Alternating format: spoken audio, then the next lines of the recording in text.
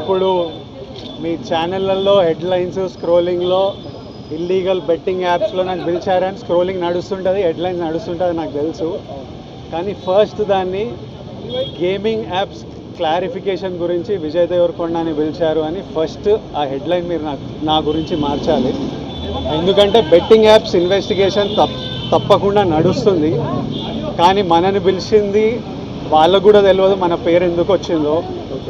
But మన పేరు వచ్చినందుకు వాళ్ళు వెరిఫికేషన్ చేసుకొని వాళ్ళ డెలిజెన్స్ తీసుకోవాలి. మనం చేసింది గేమింగ్ యాప్స్కి ఎండోర్స్మెంట్. గేమింగ్ యాప్కి బెట్టింగ్ యాప్కి అసలు సంబంధమే లేదు. గేమింగ్ యాప్స్ అనేటివి completely legal, recognised by the government, licensed as a business. వాళ్ళకి జిఎస్టీలు, టీడీఎస్లు, కంపెనీలు, it's fully registered, recognised by supreme court and various state governments. అది గేమింగ్ యాప్. అటువంటిది A23.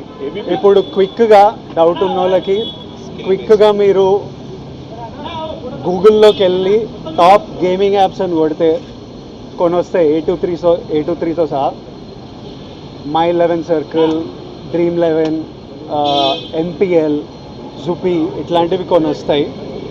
ఇవన్నీ రిజిస్టర్డ్ గేమింగ్ యాప్స్. ఇవన్నీ మన ఇండియన్ క్రికెట్ టీమ్కి స్పాన్సర్, మన ఇండియన్ ఒలింపిక్స్ టీమ్కి స్పాన్సర్, మన ఇండియా ఉమెన్స్ క్రికెట్ టీమ్కి స్పాన్సర్, ఐపీఎల్కి, ఎన్పిఎల్ ఒకదానికి అఫీషియల్ స్పాన్సర్, వేరియస్ కబడ్డీ లీగ్కి, వాలీబాల్ లీగ్కి అన్నిటికీ వీళ్ళు స్పాన్సర్ చేస్తారు. ఎందుకంటే these are completely legal entities.